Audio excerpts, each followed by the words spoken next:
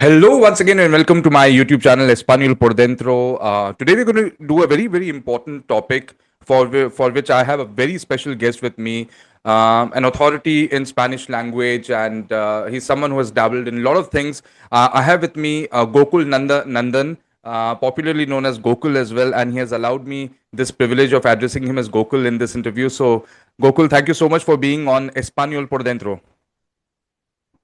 My pleasure, and thank you for having me on your channel. And yes, as you have said, it's a very important actually topic to actually talk about for all foreign language. I think the fraternity, Mm. uh, students as well as teachers, then as well as also parents. Yeah. Absolutely. So we will come to the topic in a while, but first let me introduce my very special guest here, Gokulananda Nandan, also known as Gokul. He's a national mentor of the pedagogy of language with the Ministry of Education. He is a Delhi qualified Spanish language specialist and IBDP examiner and educator with 16 years of experience in teaching Spanish language in India and the US. He is currently heading the Department of Modern Foreign Languages at a very reputed K-12 school in Delhi NCR. He is also an award-winning photographer and freelance journalist. He writes on education and health. And I think I could not find anyone better than Gokul to talk about the topic that we have to address very urgently. And this is about the new three language policy that has been adopted by certain schools under the under the umbrella of the new education policy 2020. So, firstly, Gokul, just apprise our viewers who may not know what is this new language policy all about. So, just give very brief details about it. Well, I think if you're talking about the new actually language policy, I think we need to go back to actually 2020 when the NEP 2020 was kind of launched and published. It was a very brief document, a 60-page document, if I'm not wrong. Mhm. And back in 2020, we all foreign language teachers were a little bit worried because while it was written that it would give the students the flexibility and also the choice to study like the different actually subjects. Um it also mentioned that with regards to the language learning, uh, three languages have to be actually studied till class 10, out of which two must be actually native to India. So, which actually worried all of us, including the school management who offered foreign languages, both from 6 to 10. Um, and then after that, NCF, National Curriculum Framework, came up in 2023, where it was reiterated. The scheme of studies were published, and it was a very detailed document of, if I'm not wrong, a 600-page document. Again, it was reiterated, so we are also like we became actually more actually serious about it. Mm. However, we thought like the CBSE probably would not uh, Um, I think Gokul, we are kind of losing you there. apply this kind to the history a little bit because in NEP in 1968 Um, Gokul, I think we are losing you there. We're losing connection. Your voice is cracking a bit. has hello. Yeah, Gokul, I think we lost you there. Could you please go back to the point where when you were talking about the fact that we thought probably the CBSE would, because after that your voice cracked and we couldn't hear what you said. Okay, so we thought like the CBSE would not apply this Hmm. because like the historically, if we actually see like the even in NEP 1968, it was there as well that the three languages have to be actually studied from 6 to 8.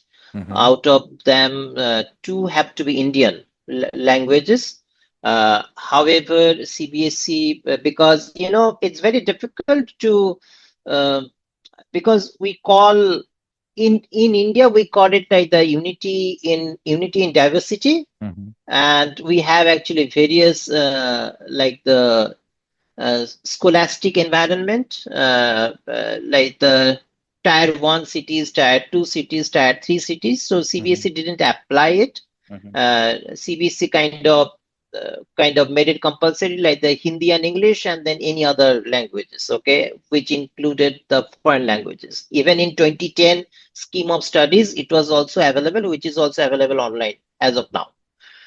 Now, coming back to 2023 NCF, National Curriculum Framework, it was there. We thought CBSE would do actually something similar. And however, when CBSE released and launched the scheme of studies for the secondary education on 2nd April 2026, this April, the 2nd April of 2026, we saw that CBSE didn't change anything uh, as they did before. So CBSE reiterated the same language in the sense like the same words as it is written in the NCF and NEP, and it was written very very carefully in the part of the languages that 2 out of 3 languages have to be native to India.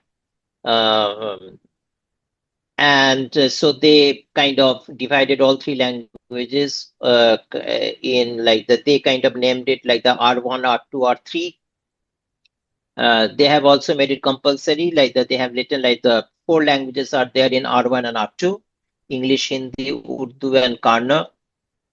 Tamil, I don't know the status of the Tamil, to be very honest, but the 4 languages are there, and the R3. Uh, R3 could be any language, but it has to be a native to India, because the compliance, they actually reiterated the word compliance. They just made it very clear that the 2 out of 3 languages have to be native to India. And definitely English cannot be considered, or should not be considered rather, uh, to as a language which is actually native to India. So everyone interpreted that the 2 languages have to be native to India, and the CBSE was very clear, has been very clear, like the 22 languages uh, of the 8th schedule, apart from other foreign languages, are also there. So they are offering 44 languages. Out of them, 40, like the 22 are like the 8th schedule, and the other foreign languages are there. However, the mandatorily it has to be out of 3 languages. Just two has to be actually native to India.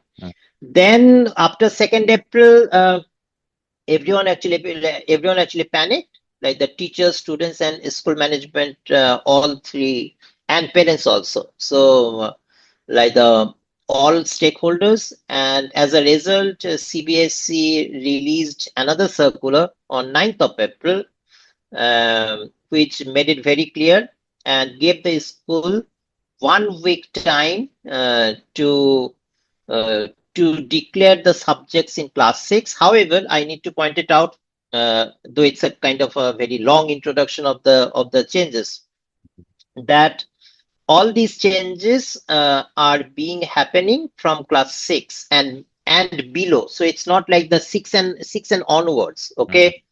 uh, and another thing is that 2 more points, which is very important to mention, that this R3, whatever it is, okay, whatever language it is going to be, uh, uh, R3 is not going to be assessed in the board exam, when this present class 6 would go to class 10 and take the board exam. So R3 would be completely internally assessed, firstly, and secondly, uh, apparently all these 44 languages, like all these foreign languages, were given according to the CBSE circular, which is kind of clear that it is given because of the CBSE schools abroad, because they have written it very clearly that the CBSE schools abroad can offer only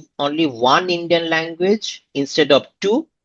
Uh, Two Indian languages in India. So all the CBSE schools abroad may choose to offer one Indian languages. However, they don't actually stop them to offer actually two Indian languages.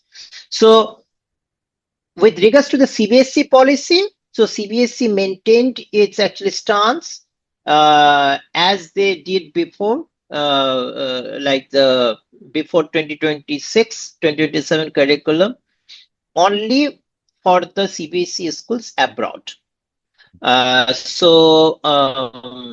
Yeah, this is the current policy. However, I would express my opinion like the why CBSE schools abroad uh, probably maybe compared with the tier one cities schools of CBSE in India as In well. India. Yeah.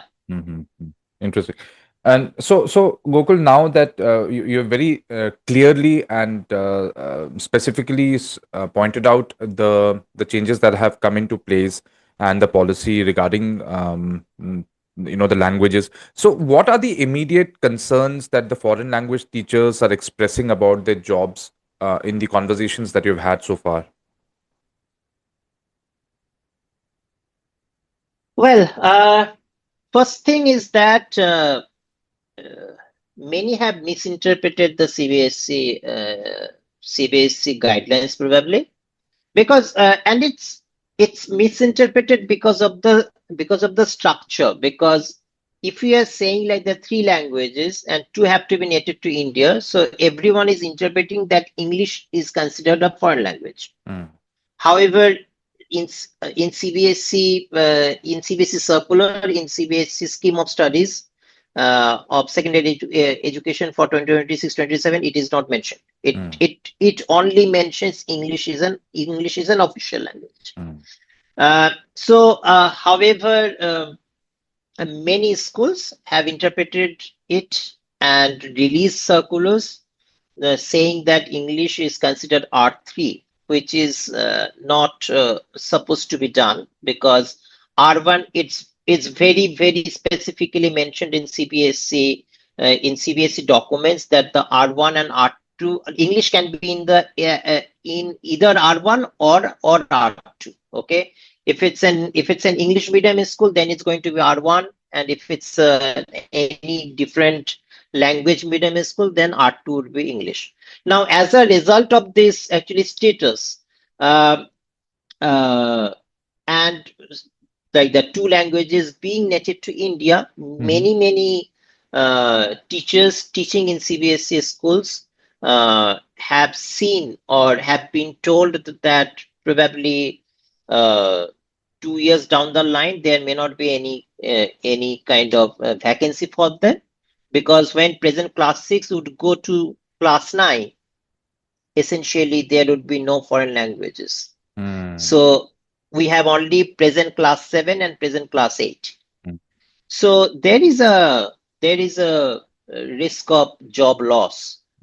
And it's not only about the present teachers, it's also about the students studying foreign languages in different universities mm. in India, because there would be a lack of jobs in the job market. And we know like many teachers, probably about 50,000 teachers, I'm only counting French, German, and Spanish, teach in various CBSE schools, probably, yeah, in India. Yeah, and that's just these three languages, and we're not even talking about some of the other foreign languages. So in the Yes. early phase of implementation that we have seen so far, Gokul, s- again, how much of uncertainty there is in terms of the renewal of contracts of teachers and future hiring. You have mentioned about this, that it might get reduced. Realistically speaking, how do you see it panning out in the next few years? Do you foresee a drop in the number of hirings that will be done for foreign language teachers if this policy continues? Well, I can see right now, okay, uh, So I have been told by some of the teachers, not a lot, I would say, but few teachers, that since the schools are not going to continue with the foreign languages in class 6, so they might not have any job.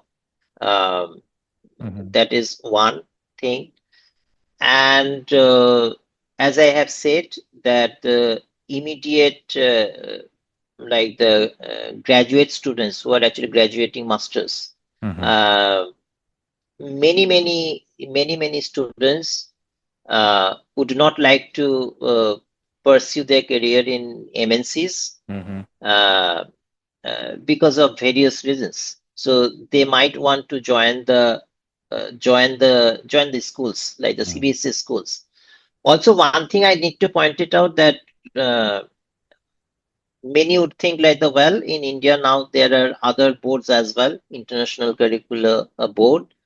However, we need to understand one thing that in our university courses, as far as I know, barring IGNU, they don't. There is no course called teaching Spanish as a or teaching Spanish as a foreign language. If I'm talking about actually Spanish, and even if there is a course of teaching a particular language as a foreign language, there is no course where they are kind of trained about this international curricula. And to be very honest, the school management of these international curricular schools, they don't like to hire a candidate Mm-hmm. because who doesn't have a training, despite the fact that they might have a master's in that particular language. Mm-hmm. But the like the degree and the teacher training are two completely different things. Yeah.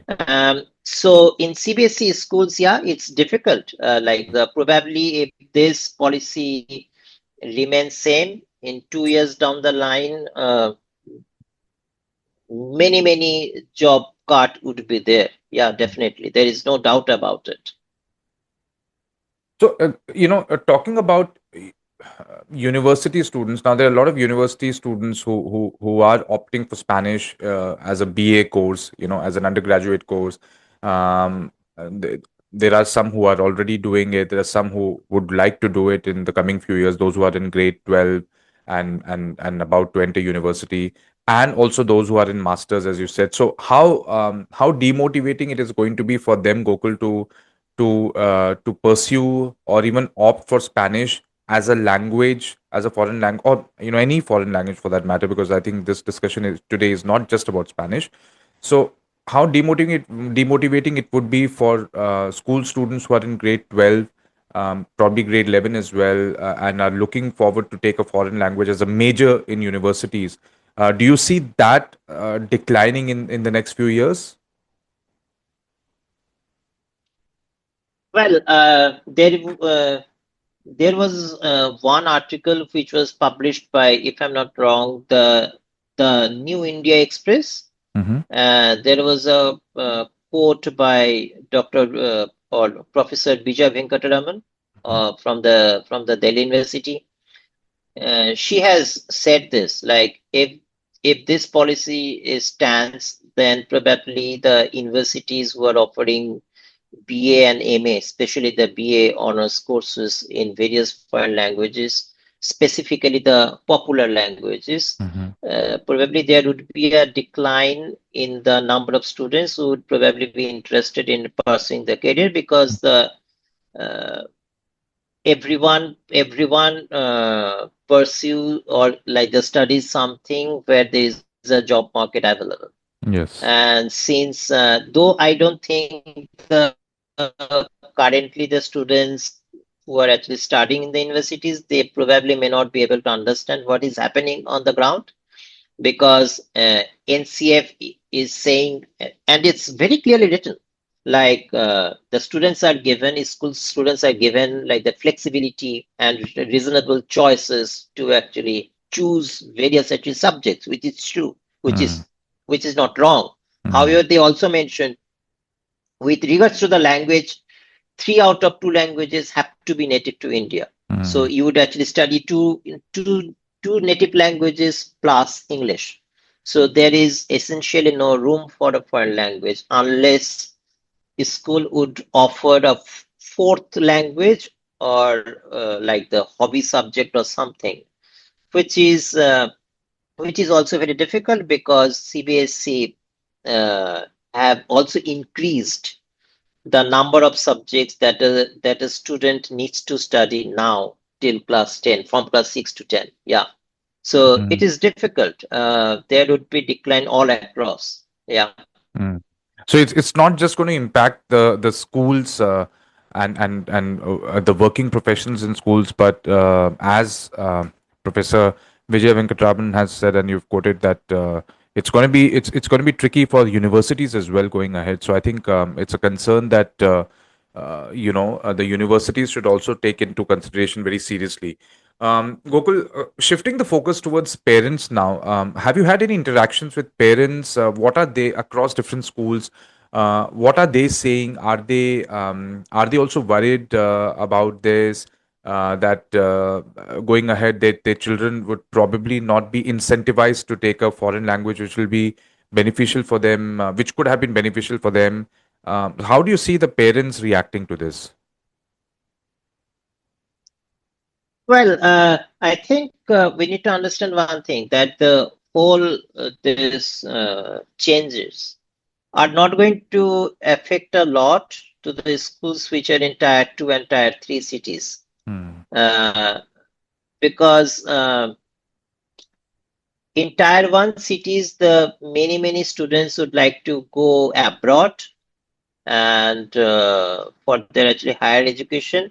Not necessarily, I would say that they need to study a language because of that. It's true, but it's also true that uh, they would like to take that leverage of studying another language, Hmm. which could be a foreign language Hmm. instead of an Indian language, because there is no problem with learning one Indian language and English.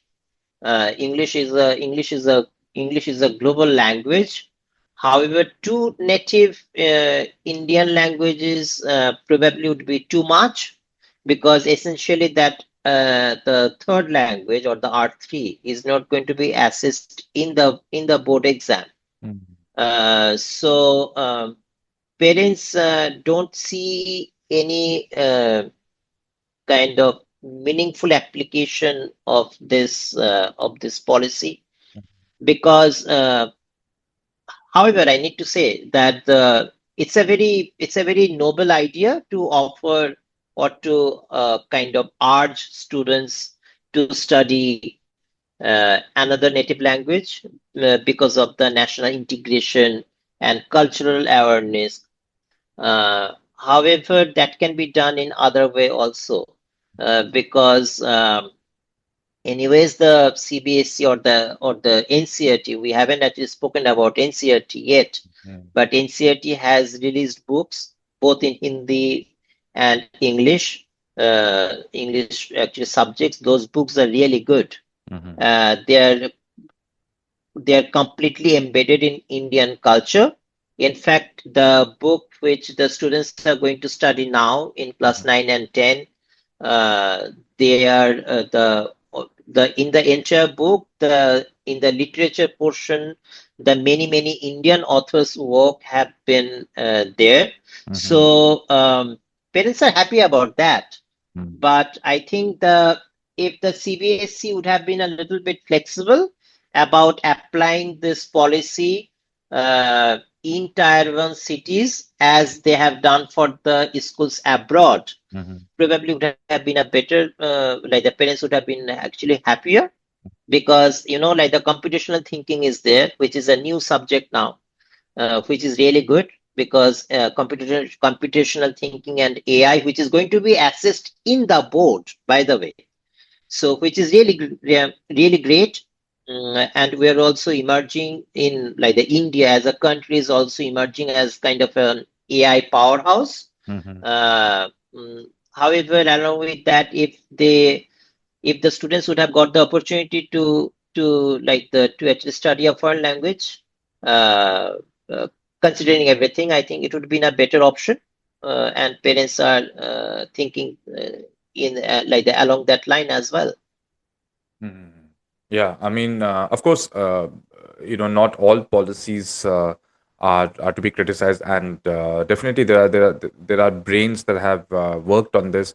But again, the community of foreign language teachers is something that is obviously for people like us. It's very important, and to be able to um ensure that that jobs are not lost. What are the steps, Gokul, that you think foreign language teachers should be taking, be it at an individual level, although I don't think at an individual level one can do a lot, but in terms of associations that are there in different languages, the the embassies of these foreign languages, the cultural centers that are there. What role can they play to? I wouldn't say pressure, but to make the government reconsider the policy that they have taken around this. Well, I would say there have been, uh, as far as I know, there have been a couple of MOUs signed for with French government and German government to kind of offer German and French in government schools. Okay, also in actually Spanish, but I don't know if it's in collaboration with the Spanish government. So we can understand the importance of the foreign languages, and all these things are happening in Delhi NCR. So in the Delhi schools. And we need to consider that the Delhi is the capital, which is a tier one cities. And again, I'm saying about this thing that in India, we cannot have a one India, one policy, because there is a lot of actually diversity is there in India, which is really good. Mm, Okay. mm, And that's why we can feel that kind of unity, because in one way or the other, the tier one students are going to offer India or kind of help India being empowered in a different way than mhm, tier two and tier three students. mhm, Okay, mhm, so with regards to this, I'd say, uh, well, associations are not doing anything. I would not say. Okay, they are trying to do it. Uh, to certain extent, I personally think. To what extent government has any kind of data, because there is a lack of data, how many foreign language teachers are there, how many students are there, because when I was doing the research, to be very honest, um, there is no actually official data, because the number which I said 50,000, about 50,000, it was coming from a private kind of company, okay, which kind of tracks how many teachers are willing to offer the classes, okay. So we don't have any official data as such.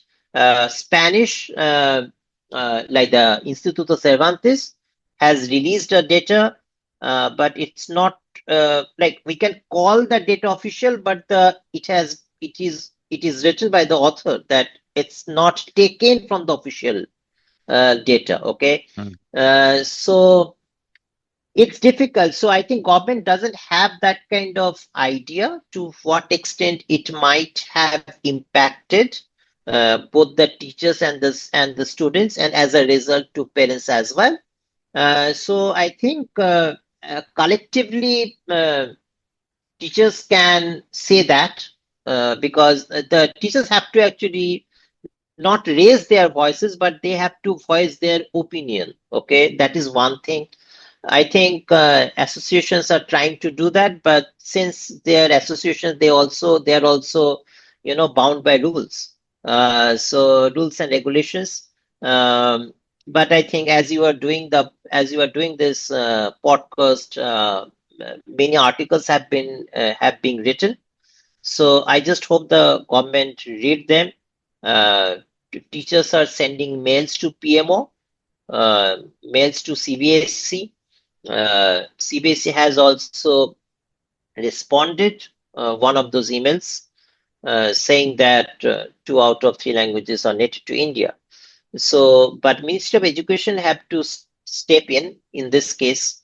With regards to, you know, well, we can say like we also say like the change is the only constant. Okay, so it's not like that. It is the first time in any curriculum that a subject is going to be extinct in probably next 2 to 3 years if this policy stands.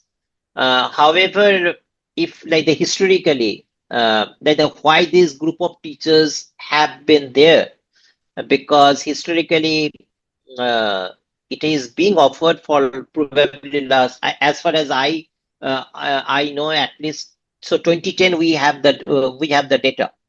Okay, so till 2010 means the 15 years, and before that also it was there. So the many like we have actually studied a particular foreign language because we knew like that there is a career. Mm. Okay, so historically we cannot wipe out a complete a discipline which is only uh, which is only concerned like the it's not about all India, it's like the pan India, it's like the only like the tier 1 cities. This is one thing. So the teachers are doing, I think teachers should do more also. Okay, that is one thing. However, teachers are also feeling kind of helpless because they don't know whom to approach and how to approach, to be very honest, because by nature teachers are different. Okay, by the nature of the profession, teachers are very different. That is one thing, and I also think like that it is also an important call for all the teachers that uh, I have. So in last 10 years or so, I have been in an occasion where I had to hire like the teachers for my institutions. I have hired, I think so, for 4 to 5 teachers, and I have interviewed more. So what I've seen like the uh, many teachers are not very aware of what they can do more even after doing a master's, because it's just a degree, Mm. but you can do more. We don't Many teachers in the foreign language probably cannot have a B.Ed uh, because of their subjects in like the BA when they pursue the bachelor's. However, they can do more in that particular foreign language. So that's also important, and they can also do a teacher training course also, because if not CBSE, then other boards are there, but for them I think there is certain requirements, right? Mm. And also the curriculum which you're talking about, the international curriculum, all these curricula are available online. So they can read, they can be empowered as well. Mm. So yeah, like 2 to 3 ways that the teacher can do certain things about this policy, and they are being done. But I think as a fraternity, we need to do more. We Yeah. need to absolutely do more. No, in fact, Gokul, just going back to the point that you made regarding the fact that enough data is not available for the government. So who's? I mean, to put you a little bit on the spot here, Gokul, whose responsibility it is to bring this data to the government? Because at the end of the day, we know, being in this profession for so many years, that foreign languages have been part of schools for many years. In fact, I mean, as far back as probably the 80s and the 90s. Of course, Spanish rose more into prominence in schools much later, but there were languages like French and German that were regularly Yeah. being offered in schools in the 90s, I remember. Why is it that the government doesn't have the data on that, and whose responsibility it is, at the end of the day, to provide them with the data so that the government actually realizes the impact that its policies are making on on the individuals, the teachers, and their lives. Well, I think we don't have any data of other subjects either, not only the foreign languages, as far as I know. Because we don't have any that kind of system, do we need that kind of system? I think before this whole thing, I probably didn't think of it. Okay, but I I personally know that there are students like the if I'm talking about only for the foreign languages. So there are students like the PhD students uh, who are who have done their work like the PhD work, but probably no one knows about it because they are not actually published. So unless you publish all these work, because all these data are not there, so they cannot be actually a secondary data. So all these have to be collected individually. Okay, so like that, they all have to be a primary data. Mm. So I think the whoever is working in the field of these foreign languages, probably like the future PhD students or MPhil students or anyone would like to do little bit of academic research. Probably they need to do, because we need to do, because like we would not talk about English, social sciences, because they are like the major subjects. Mm. Okay, uh, And like the government would probably not think. because they are major subjects. Sorry to interrupt you, but because they are major subjects, Yeah, yeah. probably the government never needed any data on that. Absolutely, absolutely. Now the foreign languages, government government would say, well, it's very clear the way it has been kind of worded in the NCF and NEP, and also the CBSE scheme of studies, that the if English is there, why do you need another foreign language, so-called foreign language? Because English is a global language. You Mm. can, if you learn English very well, which is there in R1 or R2, then you can probably, like communicate with anyone. Then why do you need a foreign language? Now, while it is true, um, many students who would like to go abroad for their bachelor studies, would like to go to a country like the France or the Germany. Mm. They would probably like to learn this language so that they can go there to pursue their undergraduate degree, and probably that undergraduate degree would be actually free of cost. Uh,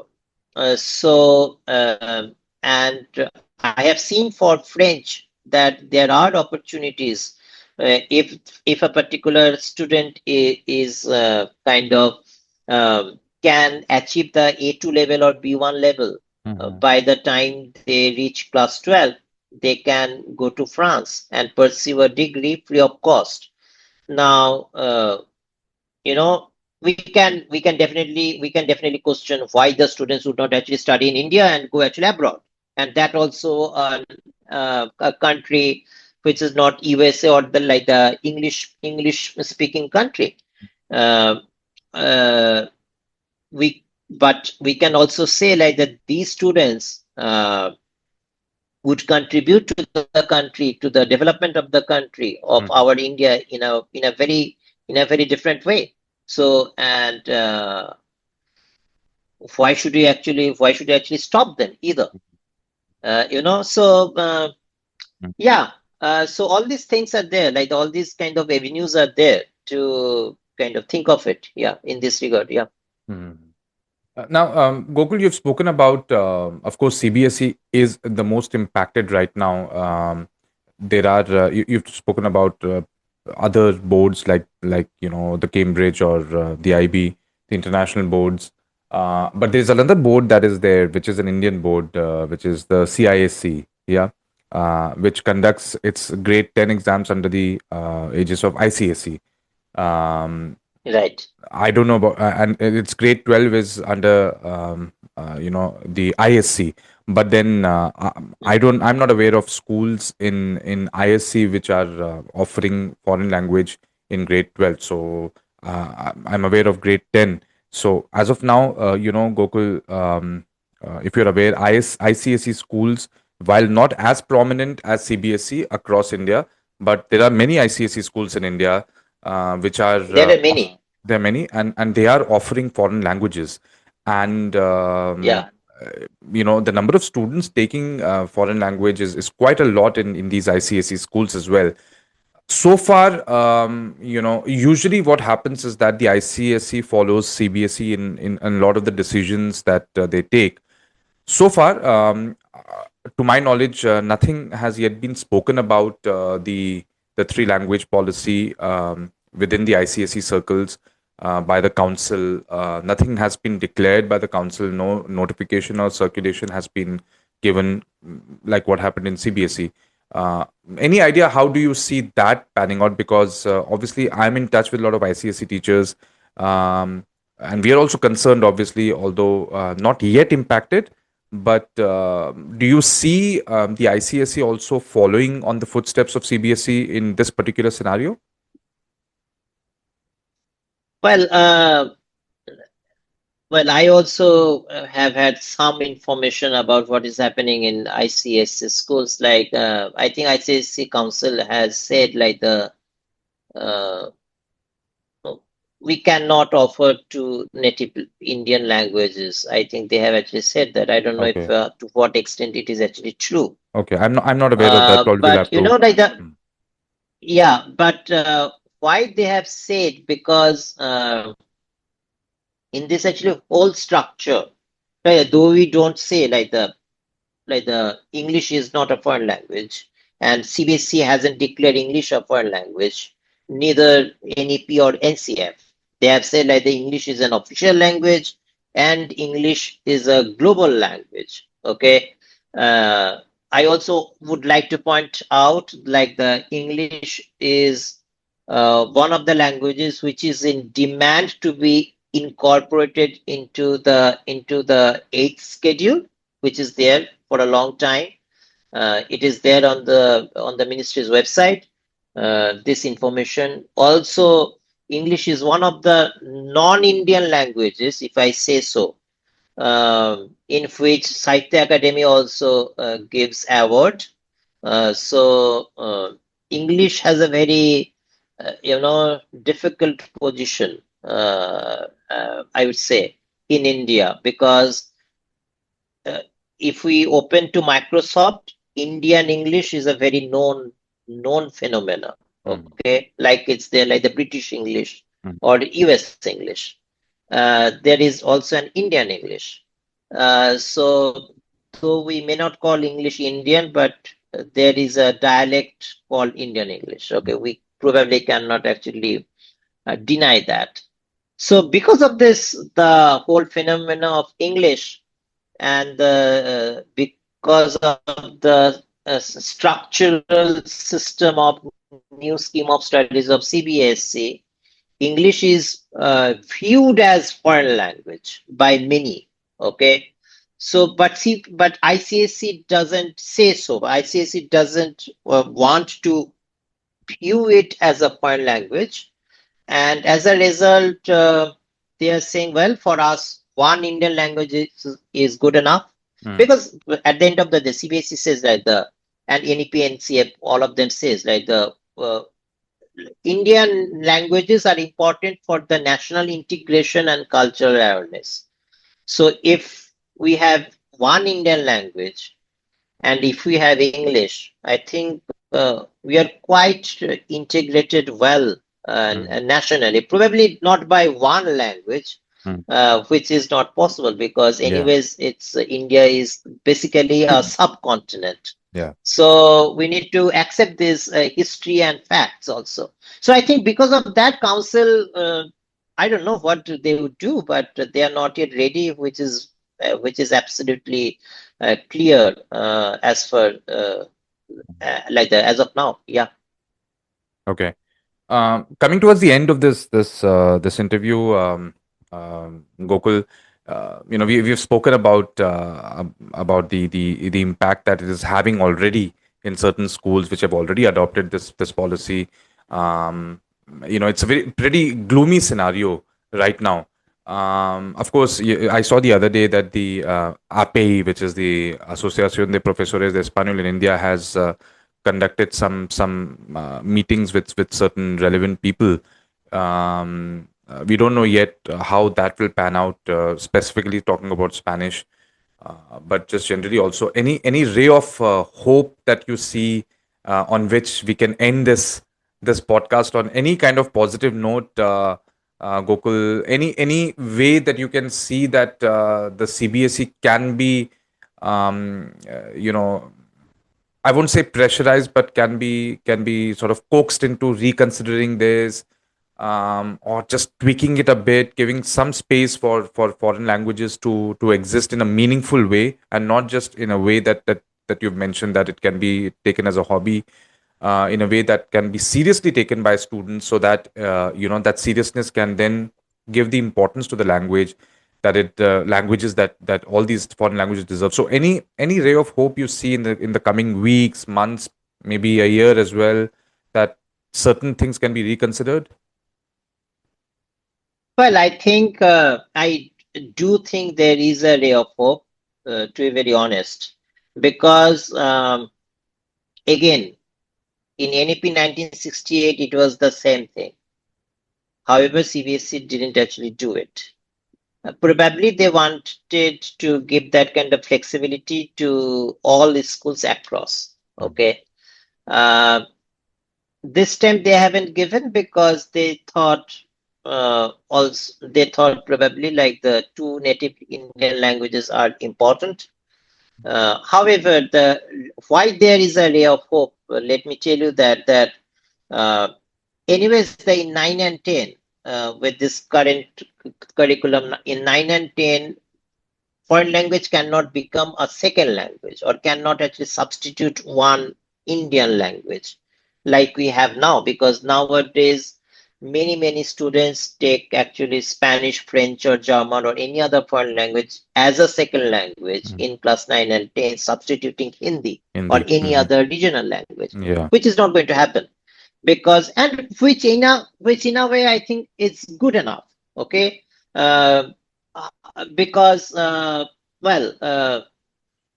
they do communicate in Hindi, though they don't take Hindi, but it's also important to read Hindi literature or the literature of regional languages. Mm.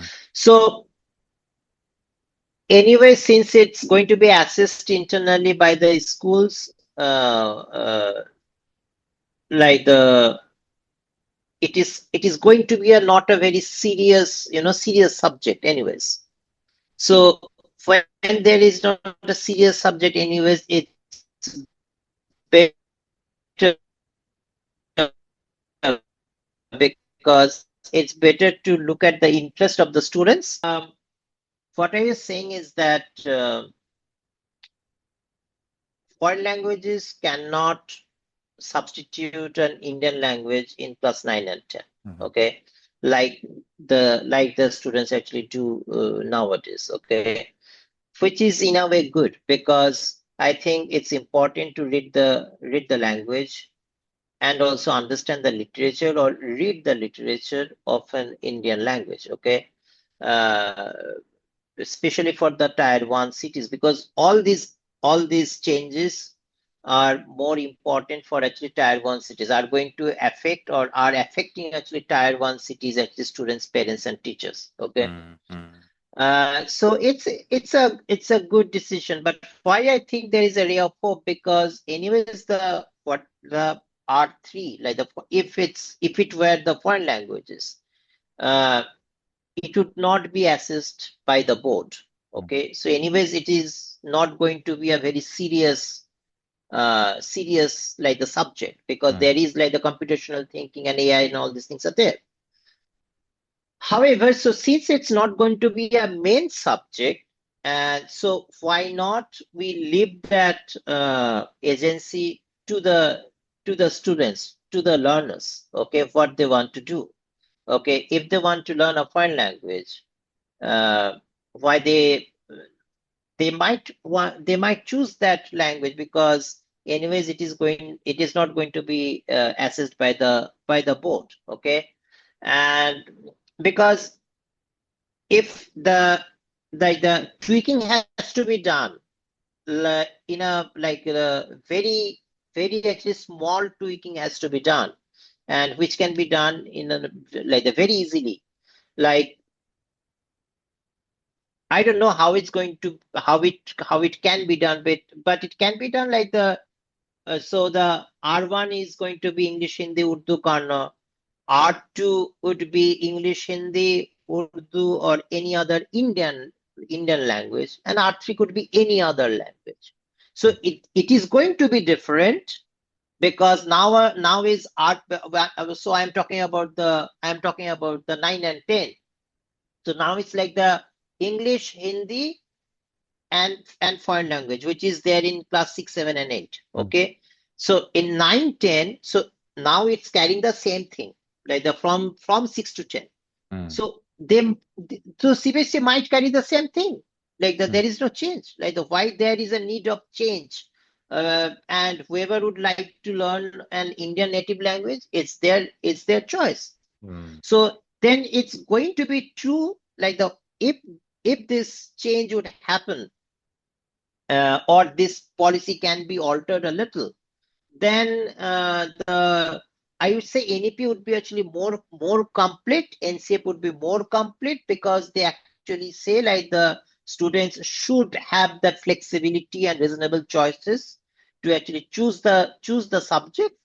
And so this is one thing. And why I think there is a ray of hope, because I think probably government, as I said before, government did it because uh, government didn't have a data, as simple as that. Okay, and with this, as you have said, like the associations are meeting like the relevant people, so the associations can give that data, though it might not be an official data, but at least it would be, though it's going to be unofficial, but very close to an official data. Okay. What do you mean? Sorry, Gokul. Sorry to interrupt. What do you mean by official data? It has to come from whom to be considered as official? Well, official data means when the government is doing a primary survey, like they do in the census, Okay. like the So means how carried out many by the government. teachers Mm. exactly. So how many professionals are there who teach a foreign language? Mm. Okay, Mm. so government didn't do anything like this for any subject. Okay, Mm. why they would need to do for the foreign language, but government has to be given this data Mm. because of this little tweaking. Why government would want like the Mm. hundreds of teachers to kind of lose their job, because it is actually required, right? uh, Mm. so they just need to bring this policy down, or aligned, or make it aligned with the CBSE schools abroad, Mm. because CBSE schools abroad environmentally, like the students' environment in the community, everything. The the schools abroad and schools in India are kind of same. Like the schools in India in actually like the tier one cities, they're kind of same, Mm. right? So I think it's better to do that. And with this subsequent meetings with the government, I think government might want to think about it, because it's an important because when you are talking about the Bikshit Bharat, obviously government would not want people to actually lose their jobs, right? uh Yeah. yeah. I mean, yeah, at the end of the day, when Gokul, you talk about government not having data, an important part of that data not available to the government is also the fact that government would not be having the data of how many jobs this policy is putting at risk. So Yeah. if they can get to have that data, probably they might feel the importance of these languages. But Gokul, thank you so much for really patiently answering all the questions and clearing a lot of doubts that a lot of teachers and parents would probably have, those who are watching this, to understand that English is not being considered as a foreign language. It could be either R1 or R2, and all other issues that we have spoken, the different boards and the different stakeholders that are there here. And at the end of the day, the most important stakeholder, I feel, is the student, because the student should be given the choice to learn and study what he or she wants to, especially keeping in mind the importance of those subjects, for his or her future. So yeah, I guess this podcast was very important to be done with you, to in order to really highlight the importance of this scenario that we are currently experiencing. And we hope that this reaches out to as many people and as many important people as possible, so that in some way, be it very small, that this can contribute to the foreign language teachers and their livelihoods. So thank you so much, Gokul, for being here. It's an absolute pleasure to talk to you. It's my pleasure always. Thank you. And So thank you that for having was me. Bye bye. Thank you. So that was Gokulananda Nandan. I'll see you in another episode of Espanol por Dentro. Until then, take care. Bye.